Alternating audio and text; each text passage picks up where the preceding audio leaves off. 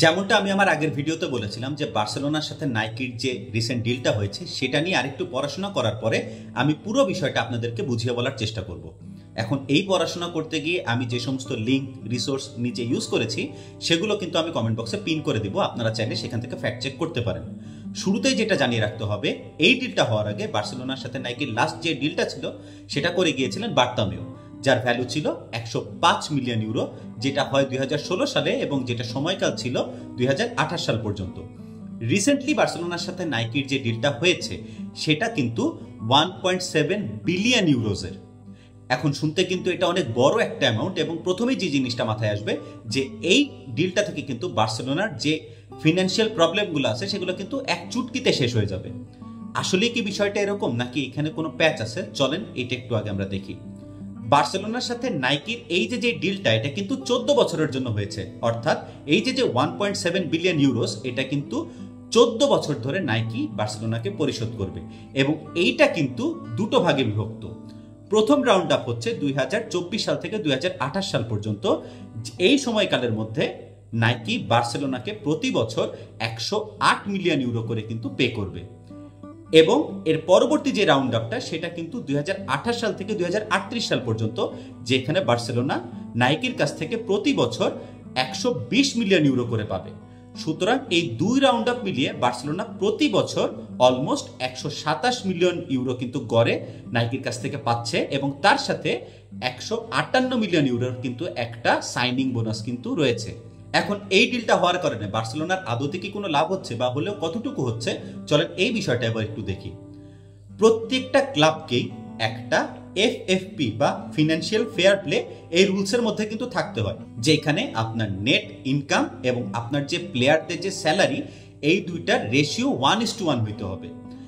এই ডিলটা হওয়ার মাধ্যমে কিন্তু বার্সেলোনা সেই এফএফপি এর যে রুল, সেই রুলের আওতায় কিন্তু চলে এসেছে। এখন এতে লাভটা কি হচ্ছে?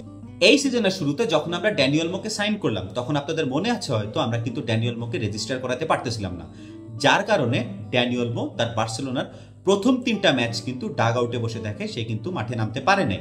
কেন নামতে পারে নাই? কারণ সেই সময় বার্সেলোনার যে নেট ইনকাম ছিল আর তখনকার প্লেয়ারদের যে স্যালারি ছিল, সেটা কিন্তু 1:1 রেশিওতে কিন্তু ম্যাচ করতে পারতেছিল না বার্সেলোনা, যার কারণে আমরা ড্যানি ওলমোকে রেজিস্টার করাতে পারতেছিলাম। পরবর্তীতে ক্রিশ্চিয়ানসনকে কিন্তু আমরা একটা লং টার্ম ইনজুরি দেখাই, এবং ওই লুপ হলে ওই জায়গায় কিন্তু আমরা ড্যানি ওলমোকে রেজিস্টার করি, এবং ড্যানি ওলমোর এই রেজিস্ট্রেশনটা কিন্তু জানুয়ারি পর্যন্ত রয়েছে।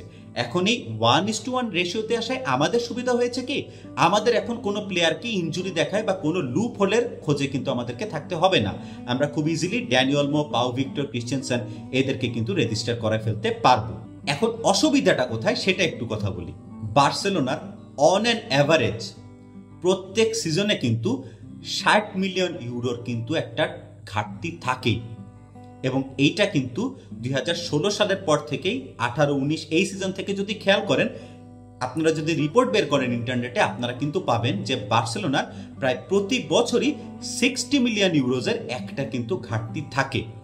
এখন এই যে প্রথম টার্ম, অর্থাৎ 2024 সাল থেকে 2028 সাল পর্যন্ত যে টার্মটা, যেখানে বার্সেলোনা অ্যারাউন্ড 108 মিলিয়ন ইউরো নাইকির কাছ থেকে প্রতি বছর পাবে, এই অর্থটা পাওয়ার পরে বার্সেলোনার যত লোন আছে, প্লেয়ারদের বেতন আছে, এই সব কিছু দেওয়ার পরেও বার্সেলোনার অ্যারাউন্ড 35 মিলিয়ন ইউরোর কিন্তু ঘাটতি থাকবে। সুতরাং এই টাকাটা পাওয়ার পরেও যে বার্সেলোনার সমস্ত প্রবলেম শেষ হয়ে যাচ্ছে তা কিন্তু না। 35 মিলিয়ন ইউরোর তখনও কিন্তু একটা ঘাটতি থাকতেছে, সমস্ত প্লেয়ারদের বেতন, এক্সপেন্সেস, লোন সবকিছু পরিশোধ করে দেওয়ার পরও। হ্যাঁ, হয়তো আমরা একটা লাভের, বা হয়তো আমরা একটা এই যে আমাদের যে টাকা পয়সার যে ঘাটতি আছে সেইখানে একটা মিনিমালিজমের দেখা পাবো 2028 সাল থেকে, যখন থেকে আমরা 120 মিলিয়নের যে পেমেন্টটা আছে সেই রেঞ্জের মধ্যে ঢুকবো। কিন্তু 2028 সালের আগ পর্যন্ত আমার মনে হয় না এই ডিল থেকে খুব বেশি একটা ফায়দা আমাদের হচ্ছে। হ্যাঁ, ওই ফায়দাটা হচ্ছে যে 1:1 এর যে রেশিও সেটা আমরা টাচ করতে পারছি। আমাদের যে কারেন্ট প্লেয়ার আছে সেই প্লেয়ার রেজিস্ট্রেশন করানো নিয়ে আমাদের কোনো প্রবলেম হবে না। কিন্তু যদি আমরা নতুন কোনো প্লেয়ার সাইন করতে চাই, কোনো বড় প্লেয়ার যার রেঞ্জ ধরেন, স্যালারি রেঞ্জ ধরেন 100 মিলিয়নের কাছাকাছি ধরেন ট্রান্সফার ফি, যার বেতন দিতে হবে ধরেন 80 মিলিয়ন ইউরোজের কাছাকাছি, এই ধরনের কোনো প্লেয়ারকে বার্সেলোনায় আনতে গেলে সেইখানে কিন্তু আমাদেরকে তখনও চিন্তা ভাবনা করতে হবে যে আমাদের ওই স্যালারির যে গ্যাপটা ওইটার থ্রেশহোল্ড এক্সটেন্ড করে কিনা। এখন এর থেকে সমাধানের উপায় কি? এখন অবধি আমার মাথায় যতটুকু আসে এর থেকে বের হওয়ার সমাধান হলো বার্সেলোনার যেই প্লেয়ারগুলো কাজে লাগানো মোটামুটি যাচ্ছে না, সেখানে ধরেন ফাতি আছে, ডিয়ং আছে, এখন এই প্লেয়ারগুলোকে যদি আস্তে আস্তে আমরা বিক্রি করে দিই তাহলে তাদের বিক্রি করা থেকে যে টাকাটা পাওয়া যাবে এবং তাদের স্যালারি থেকে যে টাকাটা বাঁচবে সেগুলো যোগ করে কিন্তু আমরা নাইকির কাছ থেকে যে টাকাটা পাই সেই টাকাটার সাথে অ্যাড করে আমরা পরবর্তীতে অন্যান্য প্লেয়ার কেনার ক্ষেত্রে ইনভেস্ট করতে পারবো। বাকি আপনাদের কি মনে হয় সেটা কিন্তু অবশ্যই আপনারা কমেন্ট বক্সে জানাতে পারেন। See you on the other one.